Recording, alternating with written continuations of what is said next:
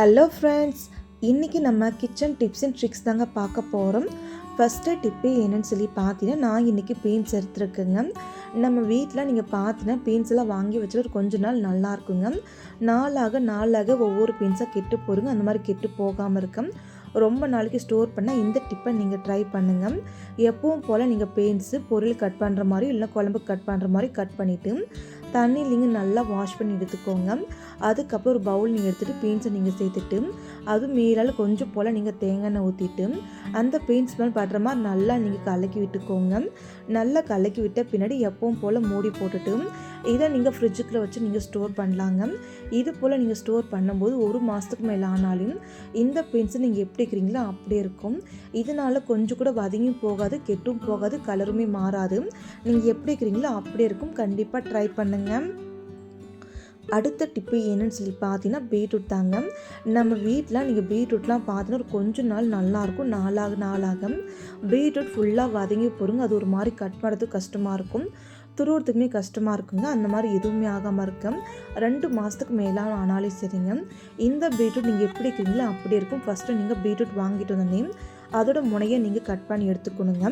அதுக்கப்புறம் நம்ம கட் பண்ண பகுதியில் கொஞ்சம் போல் நீங்கள் சமையல் எண்ணெய் நீங்கள் ஊற்றிக்கணுங்க. சமையல் எண்ணெய் ஊற்றிட்டு அந்த கட் பண்ண பகுதி மேல் நம்ம இந்த எண்ணெய் நம்ம அப்ளை பண்ணி விட்டுக்கலாங்க. நான் வீடியோவில் காமிக்கிற பாருங்கள், இது போல் நீங்கள் கட் பண்ணி எடுத்துல எண்ணெயை நீங்கள் அப்ளை பண்ணி விட்டுக்கோங்க. இது போல் எண்ணெய் அப்ளை பண்ணி விட்ட பின்னாடி ஒரு கவர் எடுத்துக்கோங்க. கவர் வச்சுட்டு இந்த பீட்ரூட் ஃபுல்லாகவே நம்ம கவருக்குள்ளே ஸ்டோர் பண்ணிக்கலாங்க. இந்த மாதிரி நீங்கள் ஸ்டோர் பண்ணிவிட்டு எப்பவும் போல் நீங்கள் கட்டிட்டு இதை கொண்டு போய் நீங்கள் ஃப்ரிட்ஜுக்குள்ளே வச்சாலே போதுங்க. 2 மாதம் ஆனாமே சரிங்க. இந்த பீட்ரூட் கொஞ்சம் கூட வதங்கி போகாது, கலர் மாறாது, எதுவுமே ஆகாது. நீங்கள் எப்படி இருக்கிறீங்களோ அப்படியே இருக்கும். டேஸ்ட்டுமே மாறாது. கண்டிப்பாக அந்த டிப்பு எல்லாருக்கும் ரொம்ப யூஸ்ஃபுல்லாக இருக்குங்க. மறக்காமல் நீங்களுமே ஒரு டைம் ட்ரை பண்ணி பாருங்கள். அடுத்த டிப்பு என்னன்னு சொல்லி பார்க்கலாம் வாங்க. உங்கள் வீட்டில் வேஸ்ட்டாக தூக்கி போடக்கூடிய பாட்டில் கேப்பை 2 போல் எடுத்துக்கலாங்க. இதை வச்சு நம்ம எப்படி யூஸ் பண்ணலான்னு பார்க்கலாங்க. அதுக்கப்புறம் நீங்கள் டேப் எடுத்துக்கணும். டேப்பு சைடில் வச்சுட்டு இந்த பாட்டில் முடியை நீங்கள் ஒன்றா வச்சுக்கணுங்க. நான் வீடியோவில் காமிக்கிறேன் இல்லையா, இது போல் நீங்கள் ஒன்றா வச்சு விட்ட பின்னாடி இந்த செல்லோ டேப்பை நம்ம இந்த பாட்டில் கேப்பு ஃபுல்லாகவே நல்லா டைட்டாக நம்ம சுற்றி விட்டுக்கலாங்க.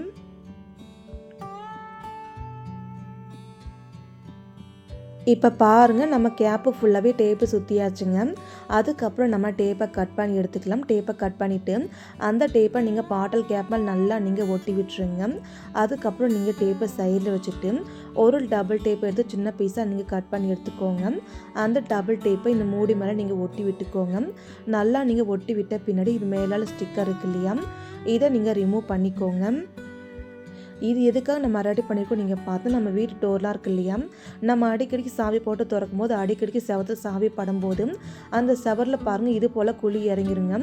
அந்த மாதிரி குழி இறங்காமல் இருக்க இந்த டிப்பை நீங்கள் ட்ரை பண்ணுங்கள். நான் பாருங்கள் குழி இறங்கின இடத்துல இந்த டேப்பை நான் அந்த பாட்டில் கேப் ரெடி பண்ணோம் இல்லையா, அதை நான் ஒட்ட வச்சுட்டு அதுக்கப்புறம் நம்ம வீட்டு டோர் இருக்கு இல்லையா, அதை இது போல் நீங்கள் அடித்தாலுமே குழி இறங்காமல் இருக்கும்.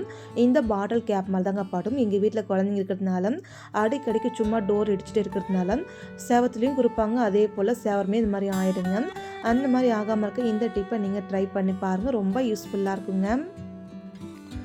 அடுத்த டிப்பு என்னன்னு சொல்லி பார்த்தீங்கன்னா, நான் இன்றைக்கி சாக்ஸ் எடுத்திருக்கேன். நம்ம வீட்டில் குழந்தைங்களா இருக்கட்டும் பெரியவங்களாக இருக்கட்டும்ங்க, எல்லாருமே கால் சாக்ஸ் யூஸ் பண்ணுவாங்க. அந்த மாதிரி யூஸ் பண்ணும்போது நம்ம துவைச்சி காய போட்டு கொண்டு வந்து வைக்கும்போது ஒரு சில சாக்ஸ் மிஸ் ஆயிடும். அப்படி நமக்கு சாக்ஸ் ரொம்ப தேடிட்டே இருக்கணுங்க. அந்த மாதிரி தேடாமல் இருக்க இந்த டிப்பை நீங்கள் ட்ரை பண்ணுங்கள். ஃபஸ்ட் நீங்கள் சாக்ஸ் இருக்கு இல்லையா, அதை நீங்கள் செட்டாக எடுத்து வச்சுக்கணும்.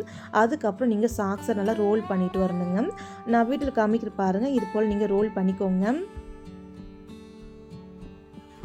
இது போல் நீங்கள் சாக்ஸை ரோல் பண்ணிவிட்டு ஃபஸ்ட்டு கால் சாக்ஸை விட்டுட்டு 2வது கால் சாக்ஸ்லேயே அதை உள்ளுக்குள்ளே திருப்பின மாதிரி இது போல் நீங்கள் திருப்பி விட்டுக்கணுங்க. இது போல் நீங்கள் உள்ளுக்குள்ளே திருப்பிடும்போது சாக்ஸ் பார்த்தீங்கன்னா ஃபுல்லாக ஃபோல்ட் ஆயிரும். சாக்ஸுமே தொலையாமல் இருக்கும். அது மட்டும் இல்லாமல் இடமும் கொஞ்சம் தாங்க இருக்கும். டக்கு நம்ம இந்த சாக்ஸ் எடுத்துக்கலாம், தேட வேண்டிய அவசியம் இருக்காதுங்க. இப்போ நான் இன்னொரு சாக்ஸும் மடிச்சுக்கிறேன். இதே போல் கண்டிப்பாக அந்த டிப்பு எல்லாருக்குமே ரொம்பவே யூஸ்ஃபுல்லாக இருக்குங்க. மறக்காமல் நீங்களுமே ஒரு வாட்டி ட்ரை பண்ணி பாருங்கள். அடுத்த டிப்பு என்னன்னு சொல்லி பார்க்கலாம் வாங்க. நான் இன்றைக்கி பார்த்தீங்கன்னா ஒரு பிளேட்டுக்குள்ளே கோலமாவு எடுத்துருக்க கோலமாவுனா அப்படியே சேர்க்காமல் ஒரு பிளேட்டுக்குள்ளே சலிச்சு எடுத்துருக்குங்க. இந்த கோலமாவை நீங்கள் சைடில் வச்சுட்டு இது கூட நீங்கள் துணிக்கு யூஸ் பண்ணுற பவுடர் எது வேணாலும் எடுத்துக்கலாங்க. நான் ஒரு 4 டீஸ்பூனுக்கு சர்ஃபேக்சல் பவுடர் சேர்த்துக்கிட்டேன். அதுக்கப்புறம் 2 டீஸ்பூனுக்கு நீங்கள் தோசைமாவுக்கு சேர்க்கக்கூடிய ஆப்பசோட சேர்த்துட்டு நல்லா கை வச்சு மிக்ஸ் பண்ணி விட்டுக்கோங்க. இன்றைக்கி நம்ம பாத்ரூம் க்ளீனிங் தாங்க பார்க்க போகிறோம். அதுக்காக இந்த பவுடரை நீங்கள் ரெடி பண்ணிவிட்டு இதை நீங்கள் சைடில் வச்சுக்கோங்க. அதுக்கப்புறம் ஒரு சின்ன கப்பை நீங்கள் எடுத்துக்கணும். சின்ன கப்புக்குள்ளே கொஞ்சம் போல் நீங்கள் யூஸ் பண்ணுற பேஸ்ட் நீங்கள் எடுத்துக்கணுங்க. அதுக்கப்புறம் நீங்கள் தோசைமாவுக்கு சேர்க்கக்கூடிய ஆப்பசோடா 1 டீஸ்பூனுக்கு நீங்கள் சேர்த்துக்கோங்க. அதுக்கப்புறம் நம்ம பார்த்தீங்கன்னா ஒரு பாதி லெமன் மட்டும் எடுத்துக்கிறோம். லெமன் ஜூஸ் மட்டும் நம்ம கப்புக்குள்ளே புழிஞ்சு விட்டுக்கலாங்க. இப்போ நம்ம லெமன் ஜூஸை கப்புக்குள்ளே புழிஞ்சிட்ட பின்னாடி அந்த சோடா நல்லா ஆக்டிவேட் ஆகுதுங்க. அதுக்கப்புறம் லைட்டாக கை வச்சு நம்ம மிக்ஸ் பண்ணிவிட்டு இந்த லிக்விட் நீங்கள் சைடில் வச்சுக்கலாம். அதுக்கப்புறம் நம்ம கலக்கி வச்ச கோலப்பொடி எடுத்துக்கலாங்க. இந்த பொருள் மட்டும் இருந்தால் போதும் உங்கள் வீட்டு பாத்ரூம் எப்போவுமே நல்லா பளிச்சுன்னு க்ளீனாக உப்பு கரை அழுக்கு கரை எந்த கரையாக இருந்தாலும் ரொம்ப ஈஸியாக போயிடும். அடிக்கடிக்கு நீங்கள் பாத்ரூமே க்ளீன் பண்ண வேண்டிய அவசியம் இருக்காது. அதுக்காக நீங்கள் கடையில் போய் எதுவும் வாங்க வேண்டாம். நம்ம வீட்டில் இருக்கிற பொருள் மட்டும் போதும். இப்போ நீங்களே பார்த்துருக்கீங்க இந்த பாத்ரூம் எந்தளவுக்கு அழுக்காக இருக்குன்னுட்டு.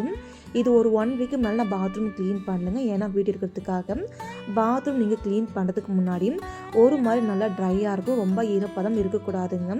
பாத்ரூம் நல்லா ட்ரையாக இருக்கும்போது உப்பு கரை அழுக்கு கரை எல்லாமே உங்களுக்கு தெரியும்னு நினைக்கிறேன். இந்த பாத்ரூம் நம்ம க்ளீன் பண்ணுறதுக்காக நம்ம கோலப்பொடி ரெடி பண்ணோம் இல்லையா, அந்த பவுடர் நீங்கள் பாத்ரூம் ஃபுல்லாகவே எல்லா பக்கம் நல்லா நீங்கள் தூவி விட்டுக்கோங்க. இது போல் நீங்கள் கோலப்பொடி தூவி விட்ட பின்னாடி இது மேலே நீங்கள் கொஞ்சம் கொஞ்சமாக நீங்கள் தண்ணி தெளித்து விட்டுக்கோங்க.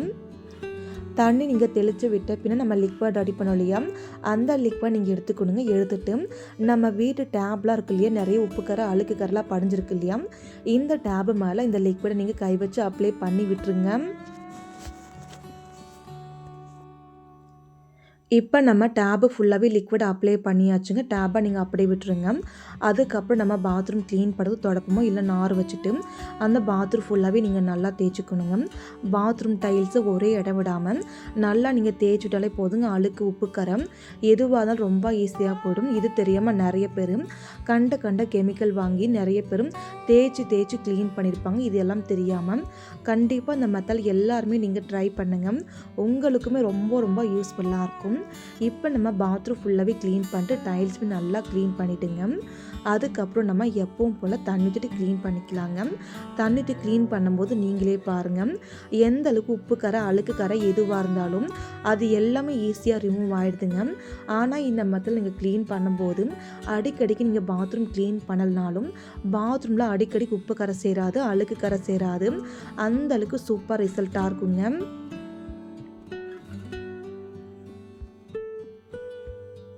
இப்போ நம்ம டைல்ஸில் தண்ணி ஊற்றிக்கலாங்க. ஏன்னா நம்ம டைல்ஸ்லாம் தேய்ச்சோம் இல்லையா, அதனால் நீங்கள் டைல்ஸ் மேலே தண்ணி ஊற்றி நல்லா க்ளீன் பண்ணி விட்டுக்கோங்க.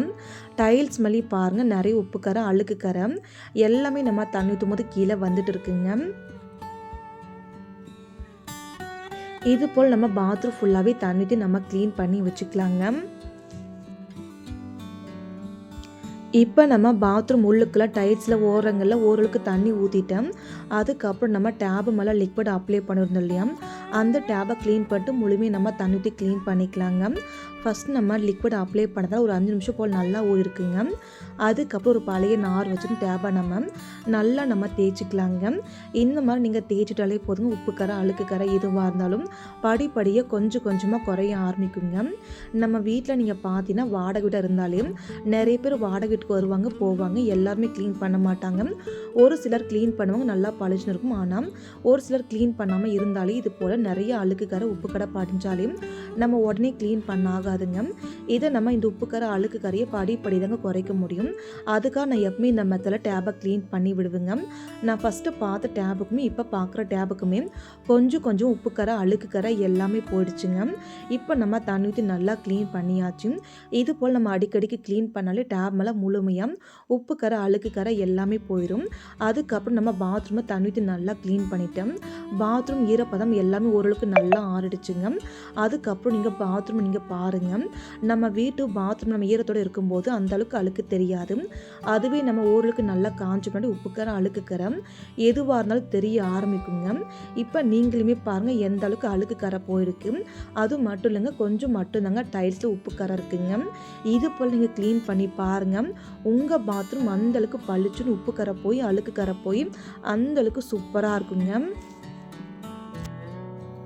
நீங்களும் ஒரு வாட்டி இது போல் உங்கள் பாத்ரூமை க்ளீன் பண்ணி பாருங்கள். அதுக்கப்புறம் நீங்களுமே ஒரு நாள் கஷ்டப்பட்டு நம்ம பாத்ரூமை க்ளீன் பண்ணிட்டு அந்தளவுக்கு நீங்களுமே யோசிக்க ஆரம்பிச்சிருவீங்க. அந்தளவுக்கு நல்ல ஒரு பெஸ்ட் ரிசல்ட்டாக இருக்கும். ட்ரை பண்ணி பாருங்கள். பிடிச்சிருந்தா சப்ஸ்கிரைப் பண்ணிட்டு கூடவே உங்கள் ஃப்ரெண்ட்ஸுக்கும் ஷேர் பண்ணிக்கோங்க. Thank you friends. தேங்க்ஸ் ஃபார் வாட்சிங்.